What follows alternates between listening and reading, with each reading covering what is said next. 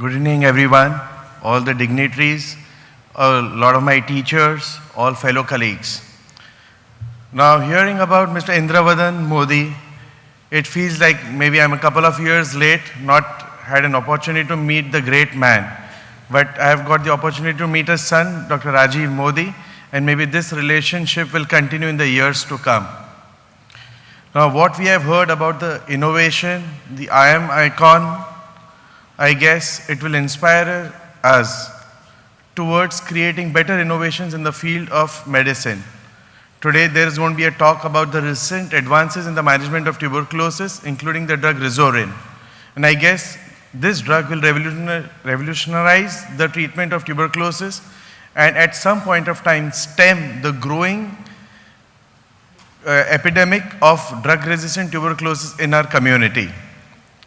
Now, to start off the session, I would like to introduce Professor Dr. K.C. Mohanty, a man who requires no introduction.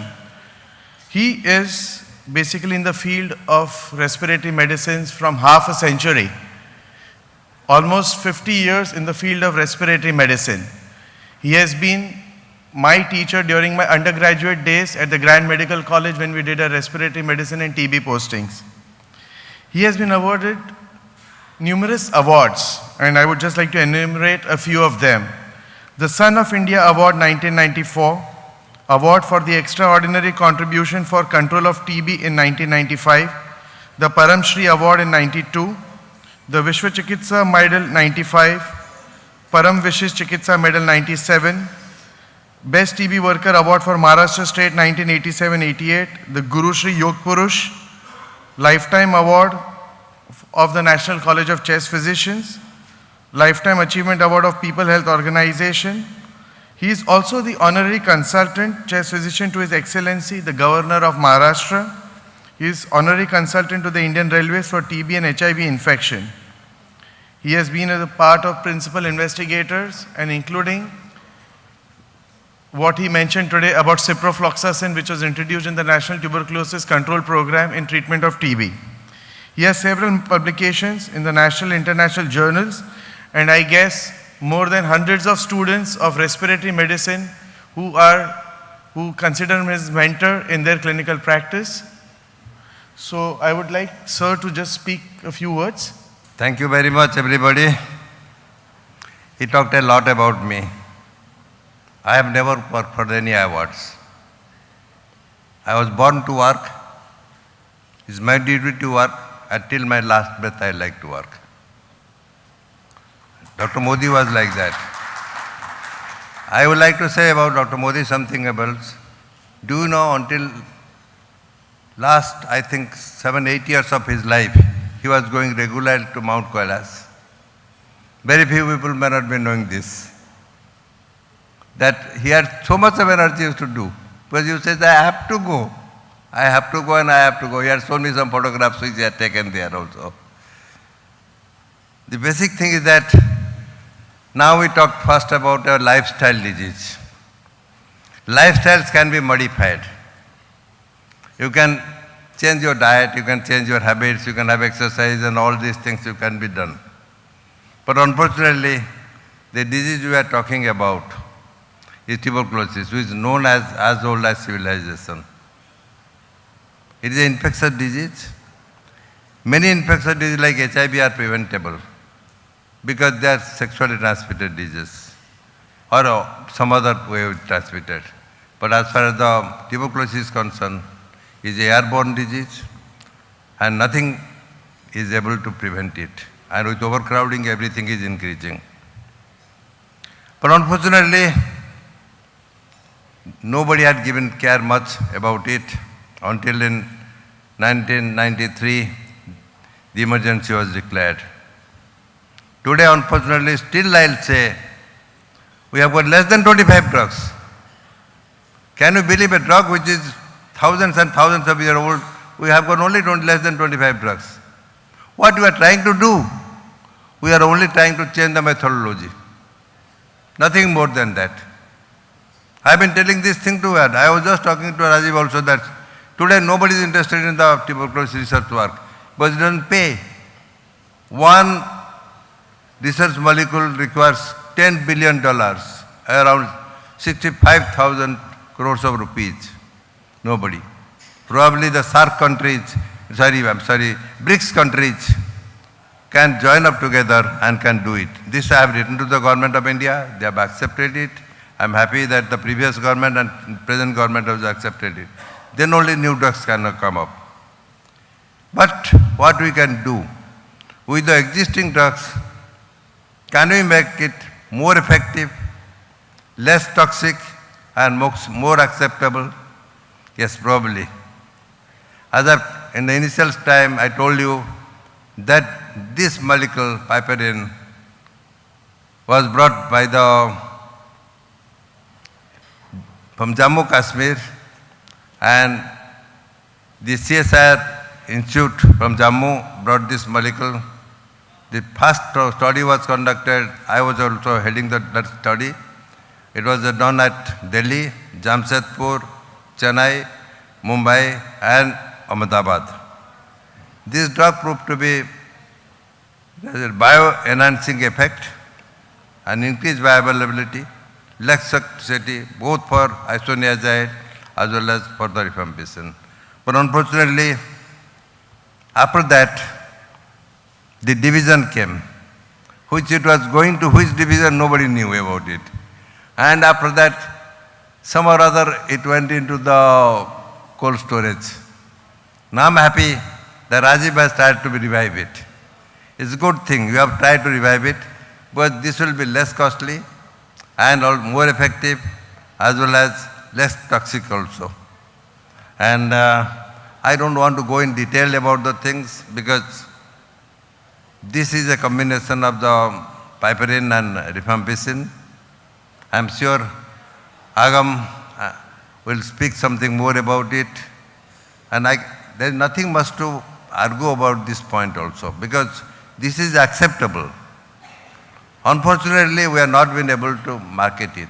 If it has come from abroad, they would have accepted it. Yes, it is something very new, very new, very new. Taliya laga ke baza, because everybody is something. But it is from India, nobody would like. And I was talking about, I will just touch upon the polycap. I always believe prevention is better than cure. Remember the word prevention is better than cure. If we can prevent with the polycap, why should not use it? I'll prefer to give to every patient. Even if somebody 35, I'll say, okay, use it. Only problem is that I'd like to say, many of these ACE inhibitors give you cough. That you have to be choosy about the ACE inhibitor, what you are putting in that. Because I myself cannot take this. I am allergic to that. So I like to tell about that. But what I want to tell you, this can be done. And I will now tell Dr. Agam Bora, he is one of my best students. I can tell proudly that one of my best students. He has picked up everything what I can teach, what he can learn from me, and not only from me, from one of my senior colleagues, Dr. P.S. Shankar, whom you know also. He is also meticulous organizer and meticulous writer and all. You think of anything, Agam is there. And at his young age, he has traveled throughout the world, giving lectures, and throughout the India, giving lectures. Agam, before he has reached 45, he has become a force to reckon with in our respiratory medicine. No conference is complete without his presence. So he is tall, towering personality and speaks well also, everything is good. And most important thing is that he very, very humble. He will tell everybody, sir, sir, sir, and he will say, how are you? And he will never show his importance at all. That is the biggest asset of him. And as far as knowledge is concerned, he is extremely good in his knowledge, meticulous, prepares the slides, and some of the slides are very, very interesting. You will see like all day about Bombay. He has got a peculiar slide. I don't know whether I have got that slide. That you would have seen what Bombay has got, Bombay names and which Bombay doesn't have. All those slides.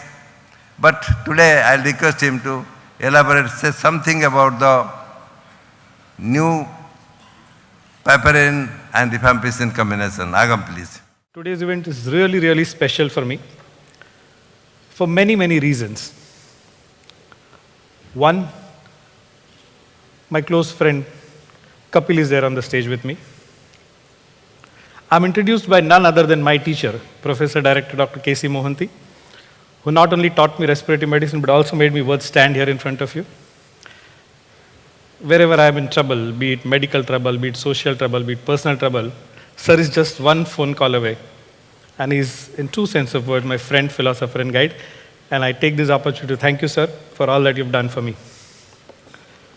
Program is special for another reason, that I am at Mumbai, my own home ground, in front of my own people, all those who've supported me for last so many years, and you all are responsible in my making today. Last but not the least, I'm on, I would say, IAMICON, makes me feel that I'm also icon. The platform which is by company which is very dear to me, the Cadila Pharmaceutical. I was in my residency when sir used to speak very high about Dr. Modi, and since the trial that time was, I was a very small part of the trial, but the trial was going on, and he would keep on mentioning about Dr. Modi, and Cadila, and I had intense desire to see him. Dr. Rajiv, you may not know, when I began my practice, the first day of my practice in a polyclinic, I took a slot between 4 to 6, and there was no patient. Only one medical rep came to meet me, and that was from the house of Cadila. The first medical rep whom I met, and my association began. It took me almost 5 or 6 years before I met Dr. Modi for the first time, and then I met him a couple of times. The last time when I spent a lot of time with him, when he came to IMA program to receive his Lifetime Achievement Award, and we were there for quite some time with him. And I'm really fortunate to have known him personally. As I move on to the topic that is given to me today is recent advances in tuberculosis. And as I said at the outset, I must express my sincere thanks to my teacher, Professor Director Dr. K.C. Mohanty, my close friend Ketan, who's here. Dr. Rajiv Modi, I believe there are so many programs going on today, and in spite of that busy schedule, he chose to be here with us, and I truly appreciate that. And Cadila, I've got a lot of friends. Rajput, I know him for so many years. I know Dr. Mr. Paswani, I don't see him here, but there are so many friends there. Advanced Multispeciality Hospital is the place where I work, and of course all of you for having stayed here till late. These are Dr. Modi's photos from my collection, and I have these photographs on my computer. Without wasting much of time, I get down to the agenda that I have in mind for today's program. That is to give you some overview of tuberculosis, something about what is tuberculosis, drug-resistant tuberculosis, MDR tuberculosis, XDR tuberculosis, and XXDR tuberculosis, something about neodrugs, something about Rizarin, something that is new happening in the field of diagnostic, and of course, a small take-home message. When I was preparing for this talk, I thought of looking at my data. What am I doing in my practice? What were the reasons for which there was sent to me a suspected case of tuberculosis? 4 had interstitial lung disease, 2 had ABPA, 2 had bronchiectasis, 7 had malignancy, primary or secondary, 3 had viral infection, upper respiratory tract infection in 3, and 1 lady actually had leukorrhea. She had some lesions on X-ray, she had fever which was going on, and weight loss and unwellness going on for 2 to 3 weeks was referred to me as a suspected case of tuberculosis. When I looked at active tuberculosis, I had so-called drug sensitive in 40, single drug resistant tuberculosis in 9, MDR 28, MDR plus 12, XDR 8, and so-called TDR or XXDR 3. What is tuberculosis? We all know. There are terms like reactivation tuberculosis and relapse of disease. Drug resistance could be monoresistance or polydrug resistance. Monoresistance is where resistance to one of the drugs. Polyresistance is there could be resistance to multiple drugs except INH and rifampicin together. You may have resistance to INH, ethambutol, pyrazinamide, and streptomycin. Still, it would be polydrug resistance. But the minute you have INH and rifampicin together, resistance with or without resistance to other drugs, it is called MDR tuberculosis. What is XDR tuberculosis? XDR tuberculosis is MDR plus resistance to any of the fluoroquinolone, and resistance to any one of the injectable drugs. That means you have ciproflox, oflox, moxiflox, one of these drugs, and capreomycin, kanamycin, amikacin, along with INH and rifampicin, makes it XDR tuberculosis. And XXDR, or so-called TDR, refers to the strain that are resistant to all first-line drugs as well as second-line drugs, to which you can test the sensitivity. Where are we today? In the world, 2 billion people are infected with Mycobacterium tuberculosis, of which 8 to 9 million new active disease every year. 2 million people die of disease, about 4 lakhs cases of MDR tuberculosis every year. Needless to say, a global emergency, 5,000 people dying because of tuberculosis every day remain the leading cause of death worldwide from a single infectious agent. Half of the world population is already infected with. In next 10 years, it is estimated that 1 billion people will be newly infected. 35 million would die out of tuberculosis. And these excessive cases are attributed to changes in the social structure, HIV virus, failure of the most cities to improve public health programs, and of course, the cost of treating. Coming down to India, 1 death reported almost every minute. The largest number of tuberculosis cases in the world. At any given time, 3 people out of 200. If you are 200 here, 3 out of us could be having active tuberculosis. 50% of the population above the age of 20 years is infected with Mycobacterium tuberculosis. 1/5 of global annual new cases occur in our country. Needless to say, what Sir mentioned, in 1993, WHO took a precedential step in declaring tuberculosis as a global emergency. And this is what Dr. Rajiv Modi and Sir were talking about. It takes millions of rupees before a new drug is invented. Right from the thought process to the availability in market, it could take various steps. 8 to 10,000 molecules, maybe new chemicals, may be identified as potential drugs. New drug that enter the development could be only 12 to 18 out of it. Drugs that enter clinical trial could be only 6 to 9 out of it. And at the end, maybe one drug could be available for use for us. TB drug development priorities. What we need to do is we need to somehow cut down the duration of treatment. 6 months to 8 months to 9 months, if we can bring it down to 3 months to 4 months, and we were looking at it, there are potential molecules which could help us reduce the duration of tuberculosis treatment. Fluoroquinolones are one such group. Sir said, India's contribution, Sir's contribution, it came from the house of Grand Medical College and JJ Hospital with the support of Cadila. Though we don't have enough randomized controlled trials of fluoroquinolones, but they are commonly used in treatment of MDR tuberculosis, new clinical and experimental data suggest that this agent might shorten the total duration of therapy for TB patients.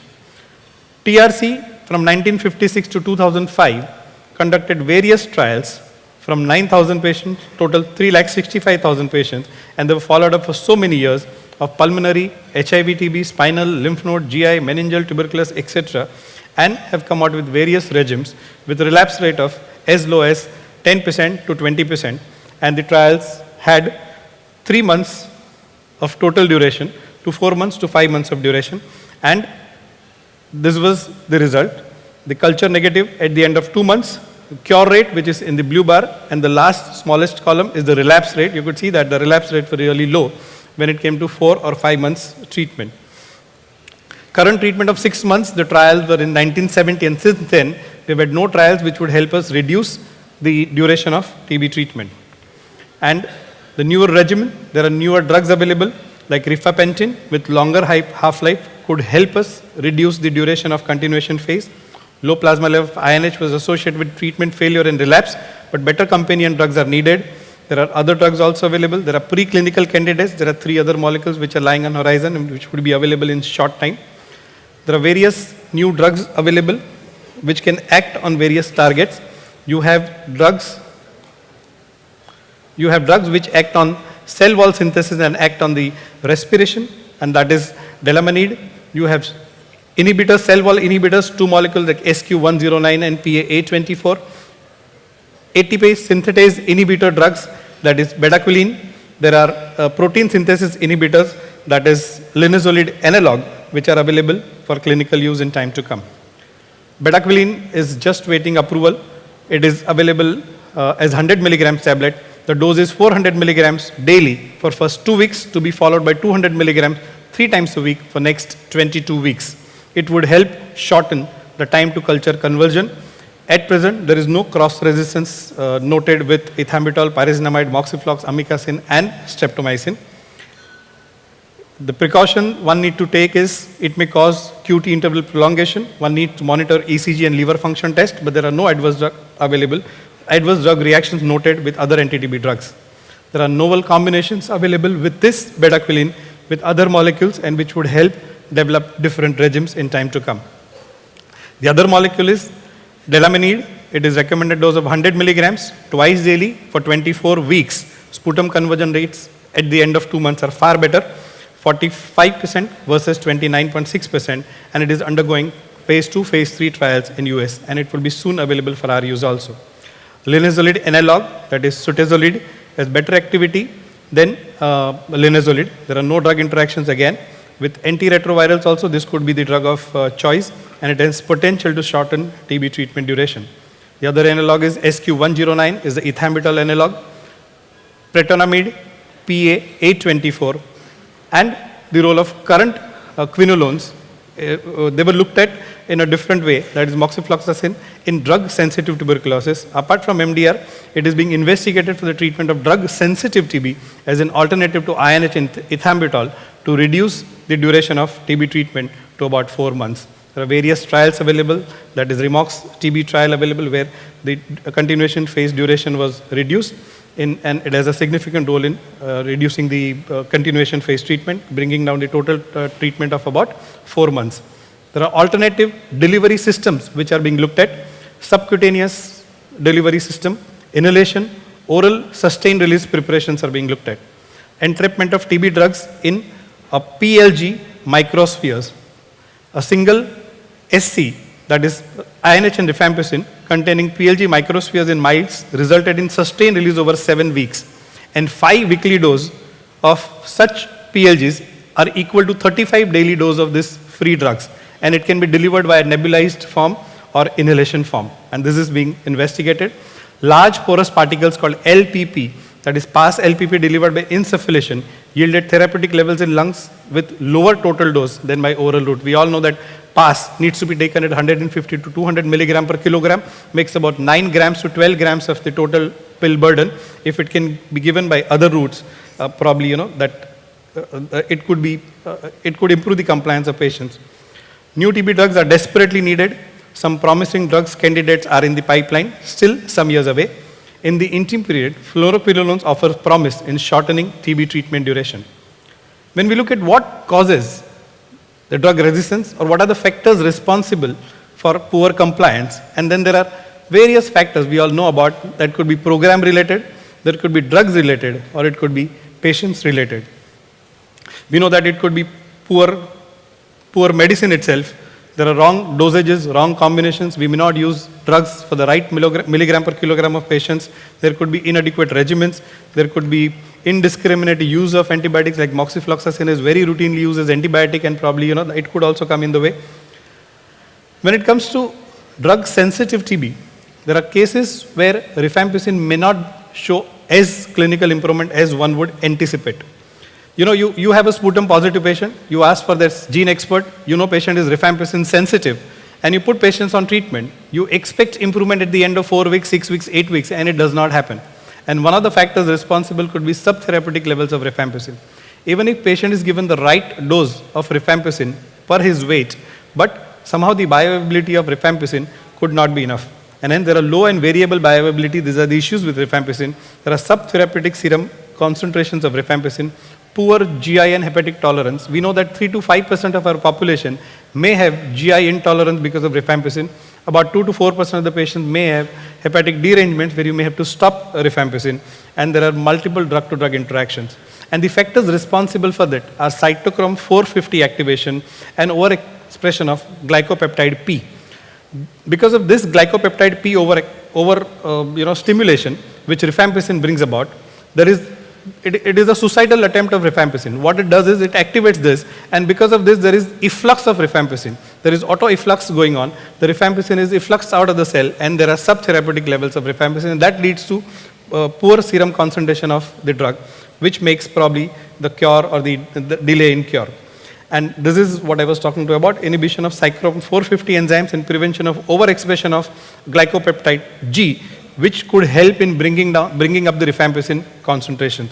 When we add piperin to it, which is a bioenhancer, it would help in reducing the overexpression of cytochrome 450 and the overexpression of glycopeptide protein, which would bring about the same level of bioavailability of rifampicin which you would see with higher dosages. That means suppose if you have 450 milligrams of rifampicin, the equal bioavailable level you could see with 200 milligrams of rifampicin when piperin is added, and that is what is the exact basis of rizorin, or the research molecule of the research product of Cadila.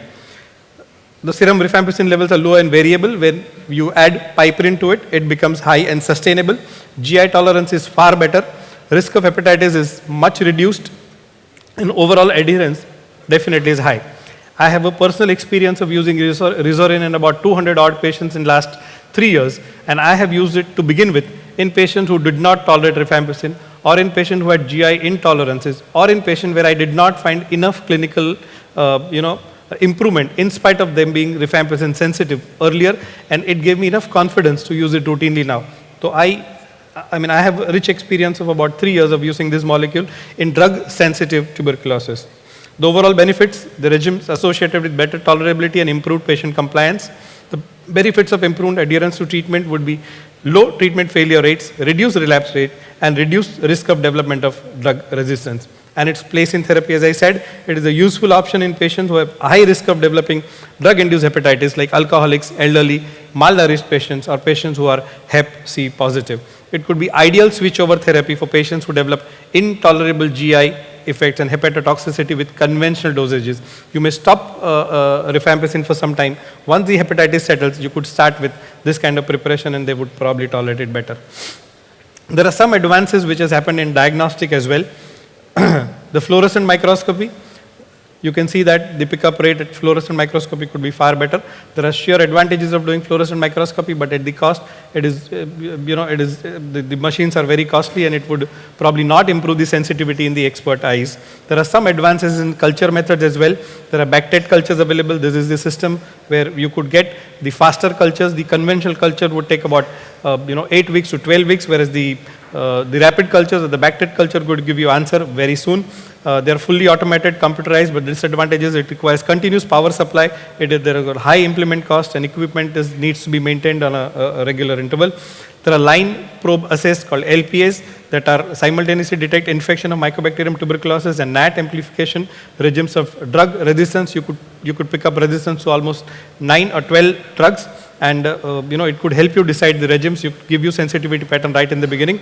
It can be performed directly on smear positive patient. The minute you have a sputum positive patient, the smear positive patient, you can put them on LPAs, and you could get culture answers, sensitivity answers in less than 1 day's time. There are some disadvantages. It is labor intensive, requires highly trained personnel and dedicated laboratory space and the equipments. The Gene Expert, I'm sure everybody here started using it. It is very routinely available, especially in Mumbai, and the results are available in 2 to 4 hours. You could send the sample. You could not only confirm, you not only get the confirmation of TB, but you also get the resistance pattern where it is rifampicin sensitive or resistant. And for all practical purposes, if patient is rifampicin resistant, it can be treated on the lines of MDR tuberculosis. This is how the sample is processed. The speed of getting results when compared with cultures are very, very high. Sputum microscopy is particularly unreliable when people are HIV positive. The main advantage in respect of identifying rifampicin resistance is again a matter of speed. Normal to get any drug resistant result takes weeks rather than hours. Here you would get answer by evening if you send this. The disadvantages are shelf life of the cartridge is only 18 months. It is very stable. Electric supply is required. The instrument needs to be recalibrated annually. The cost is very high. The temperature ceiling, etc. is critical. In the end, to give you some take-home message, despite of all advances, TB still continues to be a major challenge. Rapid diagnosis of TB is possible. There are newer tests available like Gene Experts, MDR Plus, and MDR the line probe says, newer drugs have potential to improve outcome in MDR tuberculosis cases, and for treatment of drug-sensitive tuberculosis, Rizorin may be a good option for slow responders and in patients who do not tolerate rifampicin in conventional dosage. Minimum 6 months of treatment still continues to be the gold standard treatment. I thank you all for your patient hearing.